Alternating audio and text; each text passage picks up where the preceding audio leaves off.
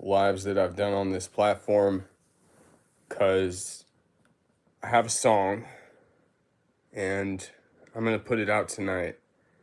And I kind of wanted to come on this platform and talk about it because it's something that I've wanted to say for a long time. And this is the one platform that I have where I get to only speak through music and not through content. And because of that, it's a different vibe. And it's a different thing that people come to me for. On my other platforms, people usually associate me with talk content, with making reels and making posts. What's up, Resident Rev? Little White Fan, what's good? I'm doing well, man. Doing well. Very grateful to see you on here. I love the vibes last time I went live on YouTube. So I was going to promote a song on a social, and I will once it drops, but I haven't cleared it with my team. I haven't done Spotify or anything like that. I'm just going to put it out tonight because I feel compelled. And it's going to drop at midnight Eastern. Haven't even uploaded it yet. I'm going to do that after Oh, it's Chris. What's good, man? I forgot. Bro. I forgot that was your new username. Yo, it's awesome to see you on here. It was great meeting you up there, man. Thank you for coming to the show. Shout out to everyone in Man. And I'm grateful to have you here, Resident Rev. Grateful to have you. Maria, what's up? Thank you so much for being here. Yeah, the song is called Pay the Price. And I posted it here on YouTube Shorts. And the first little snippet from it. And in the past, when I do songs that are real different, I'll usually like post all the shorts a bunch of times to see if people are feeling it. And then I'll determine whether or not I want to put it out. I've done that with all the songs on my Spotify, with the exception of Price of Addiction with Matt Keegan, which is kind of its own thing. But this song specifically is me responding to I'm doing well, man. Thank you for asking, Chris. I hope you're doing well too. I'm excited to drop this song. I recorded a rough take of it and I was gonna get it mastered, do the whole Spotify thing, but I'm not gonna do that. Oh, thank you so much, man. I got a new joint dropping tonight. Thank you, Skywalker OG. I got a new joint dropping tonight. YouTube exclusive, not streaming or anything, just for the love. And thank you. Congratulations on making it through that. On your recovery, let's snap it up, clap it up. Congrats on your recovery. First of all, Resident Rev, I'm grateful that my music has helped at all. And that's kind of what I want to defend. And on making it through surgery, that's incredible. Shouts out to you for that. That's what this song is kind of about, is the importance of music and recovery. And as someone who's been doing the recovery content creation thing and has seen the music take off a little bit more recently, to a small degree, but getting paid shows, getting rappers outside of the recovery rap thing interested in working with me, but having them kind of be like, yo, maybe you shouldn't mostly rap about your recovery. You've got some finesses in MC. I'd like to see you do other things. Um, and it's kind of like dry hating on recovery rap and basically saying, oh, you're one of the good ones. All other recovery rap is corny, but I mess with your stuff. And honestly, like, bless. Like, I love that you're saying that to me. It's very kind about me, and I'm grateful for that. But I will never stop rapping about recovery nor be ashamed about it. What's up, Ellie Vasquez? Thanks for being here. Thanks to everybody who stopped by. I don't normally go live on this platform, but it's a real good vibe over here every time I do. And so this song, Pay the Price, is the first and probably last response track I will ever do about the way that I feel about the way recovery rap is perceived. What's up, Joshua?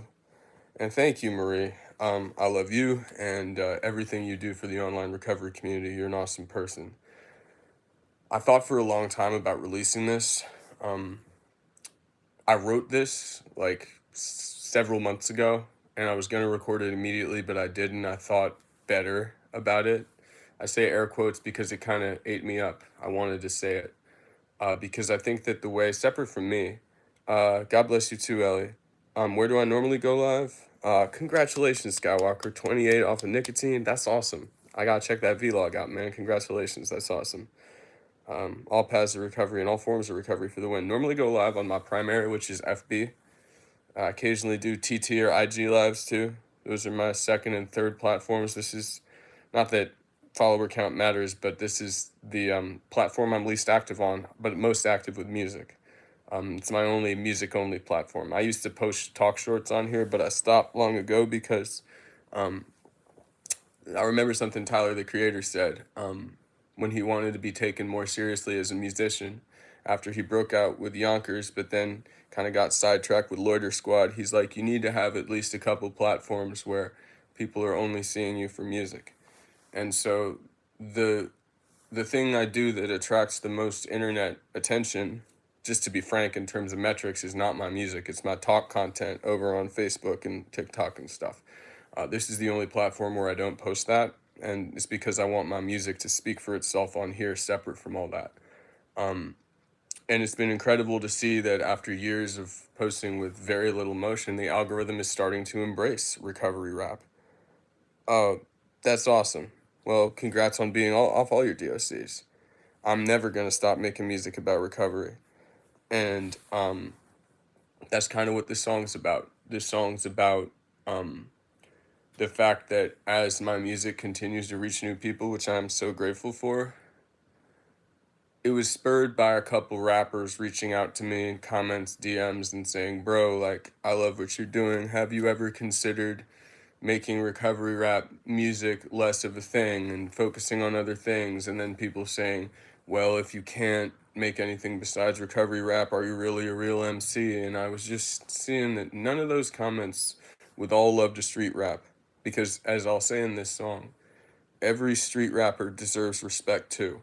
Every single street rapper, or trap rapper, or drill rapper deserves to speak on their reality, and that's my point of this song. It's not like, because when recovery rappers or like YouTube rappers or mental health rappers go against like street rap, I think that's corny. I don't think it's like recovery rap or conscious rap versus street rap. I think street rap and trap rap, drill rap, all the iterations of like countercultural, let's call it what it is, crime rap, gang rap, is valuable because it tells the stories of people who are going through real and painful things. And it talks about the cycles they're brought up in, and that's the essence of hip hop, telling the truth about that. But my point is that if we're going to create spaces where that's glorified and that truth is glorified, while simultaneously calling mental health and recovery rap corny, I don't just think that it's not corny. I think the foundation of hip hop is conscious movement, telling truth through the movement of rhythmic words, the movement of beats, the movement of graffiti, the movement of poetry, the movement of dance. And so for people who consider themselves MCs to say, well, this type of rap is corny, when it's real rap, when it's based off of lived experience. But this type of like lived experience rap isn't, it doesn't sit right with me. It has the same energy to me as people who in the 90s, when the G rap completely overtook the conscious rap on the West Coast and the East Coast in terms of commercial success, they wouldn't work with certain conscious rappers because conscious rap was seen as played out and corny, when conscious rap was actually some of the earliest foundational tenets of rap back in the Cool Herc days. And I'm not going to go on a pretentious, hip hop history thing or whatever, but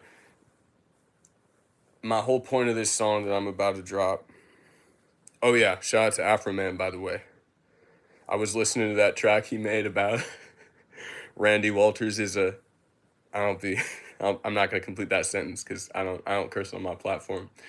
Because that's just not where I'm at. I curse in my life still, I'm trying to do less and less as a dad, but I don't do that. But the name of the song is that. So Afro Man killed it on that, and he killed it in the court case too. So shout out to him.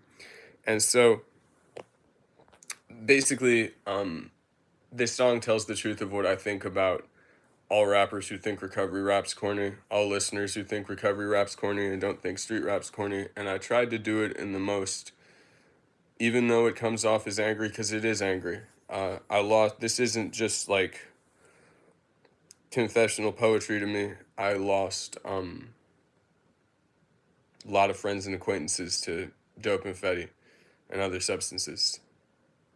More than I can count on my fingers and toes. If I count people I used with, people I grew up with, people who I went to parties with in high school before any of us got into this stuff in the way we did, and people I went to treatment with, people I got sober with, it's more than 20. So, um,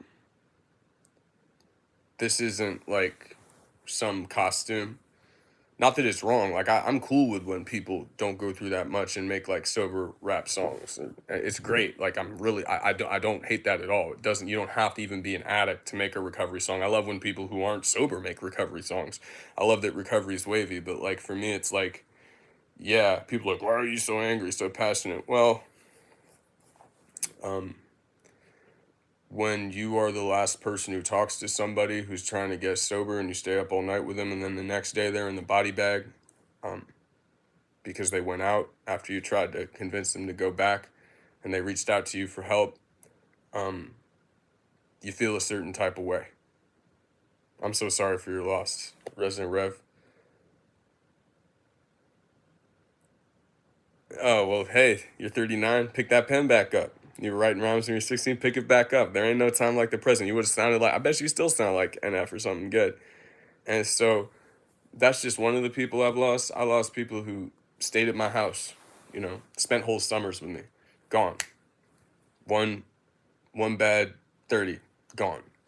Um, I've lost people not just to dope and fetty, but like to the streets. Um, and I grew up going to a private school in DC. My parents are Ivy League educated journalists. I was born into a life of privilege, and still, I have friends lost to and lost to in the dozens, all the same. That's what this does. Doesn't matter if you're born in like Harlem or like West Baltimore or whether you're born in like Westchester, New York. It's everywhere. And that's why I dedicate my life to it. Um, and so the song is called Pay the Price. And I normally try to bring positivity, positive energy, positive vibes. And I think the overarching message of this, I managed to say it with as much love as I could while still maintaining the level of energy I wanted to take it to. But I kind of intentionally let myself go a little bit on this one. I usually have rules: no negativity, no callbacks, no clapbacks, no callouts. Just message, autobiographical recovery stuff, active addiction, recovery stuff, spiritual stuff. Like, and yeah, that's great. Um, but I kind of let that all go on this one. And I was just like, how can I keep it as real as possible? So hopefully it resonates. Hopefully I didn't go over the line. But it's gonna drop at midnight. If my computer lets me upload it and the file size ain't too big, we're gonna see. Um, Straight to YouTube, no Spotify. Exclusive YouTube. I'm gonna post reels on my other platforms tomorrow, but I was gonna do a whole promo thing for it, and I was like, why wait? And I was like, oh, I got another song coming out, and I was just like, why wait? Um, I'm so sorry for your loss, this TGK. Big love from the States to the UK. This is an international problem. That's what I'm saying. It's not just the States. It's not just North America. It's Europe too. A lot of people I know out in like South Africa from my other platforms. Like this is everywhere. Can you hear some of it now? I'll speak it now. In fact, I'll tell you. I'll say some of the lines from it. I haven't memorized it all, so I might have to stop, but I'll just say it. This is a song that's called "Pay the Price." You never crashed a car, and I'm not gonna rap it. I'm just gonna say it so that the message resonates. If you want to hear me rap it, you can tune in at midnight or tomorrow. You never. Also, my kids are sleeping upstairs, so can't rap it at full volume. You never crashed your car on a Xanax and vodka binge, or seen the crimson caked up on the bottom of a clogged syringe, or nodded out while smoking cigs and left your cotton dockers singed, but you still want to tell me that recovery rap is soft and cringe? I've heard my raps are coworker music, it's mortifying. I guess it's corny to live, but it isn't corny dying. My insecurity silenced my inner voices trying not to let me speak on the lies that you rappers glorifying. I'm grateful reading comments when my music resonates, and convos by the thousands through my DMs that can demonstrate speaking truth has saved the lives of people from a lesser fate, offsetting the haters and trolls who constantly denigrate. If you think it's corny to speak on what pain and death awaits from chemical escapism that you cannot domesticate or rein in, then you haven't lived through it. So let me educate about why I make the music I make. Let's finally set it straight. I've seen rappers that I paid to work with blow up overnight, have a great career, then take a pill and it snuffs out their light. Rest in peace to Mac. I made a song with him in 2010. Never thought that he would perish off the coke confetti then. Rappers want to work with me, but I stopped saying hi to strangers. Some still tell me if I dropped recovery rap, I'd finally make it. Please excuse my self-righteous rage and all my misguided anger. When's the last time your music changed somebody's life or saved it? And that's the first part. That's about a 20% of it. And my main point that I continue to make throughout it is if you're going to say that recovery rap is corny and not your taste, because it's cliche, because it's a singular subject that's rooted in a negative experience, and because it is limited to people who have lived through that experience.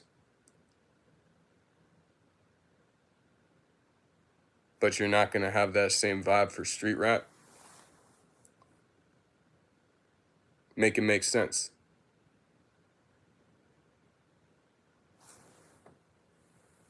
That's all I got, bro.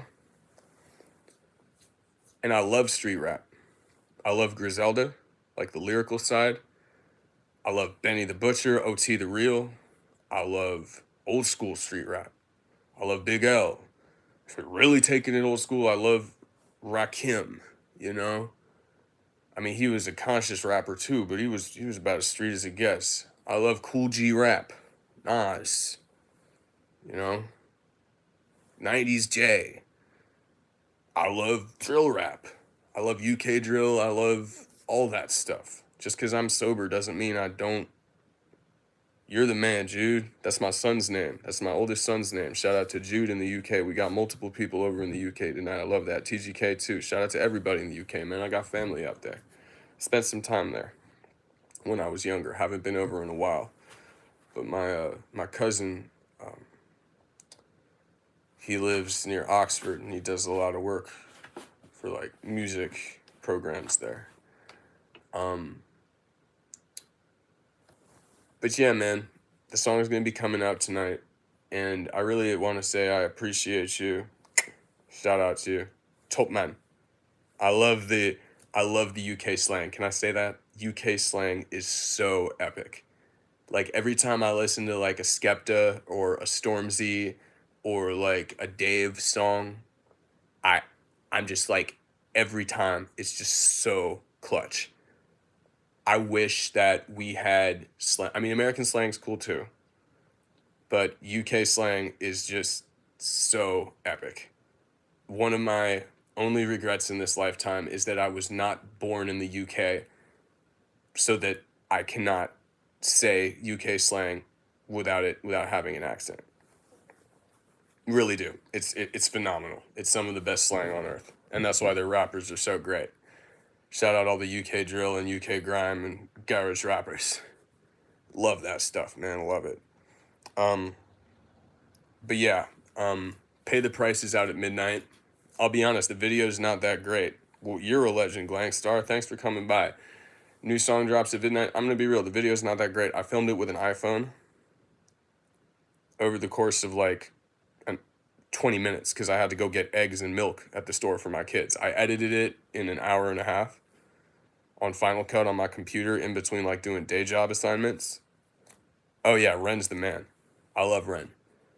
I love High Ren. I love his other stuff too. His more recent stuff. I love his Bittersweet Symphony cover. I love his work with Token. I love the stuff that he does, just like singing Rasta vibes. Like Ren's a legend. Ren from the Celtic Welsh Ends. His voice is off. Yeah. God bless you too, Any Diva. You're awesome. But yeah, it's called Pay the Price, and it's about my thoughts on recovery rap being called corny.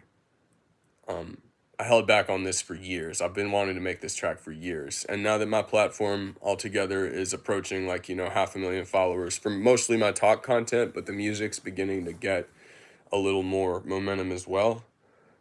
I usually don't say anything about numbers, but like when you make content creation separate from music, just the internet like part of your life, people are like, oh, you just gotta just drown it out. But when you get thousands and thousands and thousands and thousands of people, whether you're just reading comments as someone scrolling through something, you don't have to be a creator to experience this, or you're a creator and you get the notifications. Even if you choose to not embrace it, it becomes a part of your reality. So this is me. Yeah, Kid and Play and Crisscross. Don't even get me started on the epic 80s and 90s rap acts. If you're talking about Kid and Play, Crisscross.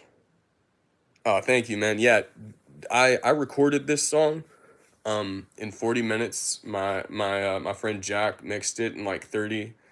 This is how we used to do it. This is how all of my, not the final versions, the final versions we mastered, and the ones on Spotify mastered, added production levels, did intros, like mixed, mastered, like the whole thing. But the original songs that like I posted would be, we would have maximum a week to work on them. Because that was my whole thing. I challenged myself. Like before I made them Spotify official, I was like, I need to produce this, write this, record this, mix this, film this, and post this all in 1 week. So that's what this is. I took it back there to the original spirit. I don't want anything getting in the way. And thank you, Gangstar. I really appreciate it. I mean, I think top tier work in hip hop. Crisscross stopped at a truck stop at a rest stop. Man, that's classic. I feel like having so much. I don't care if I heard a marketer came up with it for them. I don't care. I don't care if it wasn't their idea. Having the idea. No, no, no, no, no, no, no. The marketer spotted them. Let's get the history right. The marketer spotted them at a mall dressed that way. That's what I heard. They came up with it. Having that much swag in like the late 80s, early 90s, where you could wear backwards pants and like fully pull that off pre-internet, legend. Legend. Absolute legend. Like, think about how juiced you have to be to like turn your pants around and your shirt around walking out of the house in like 1990 and be like, this is goated. Like, and they pulled it off.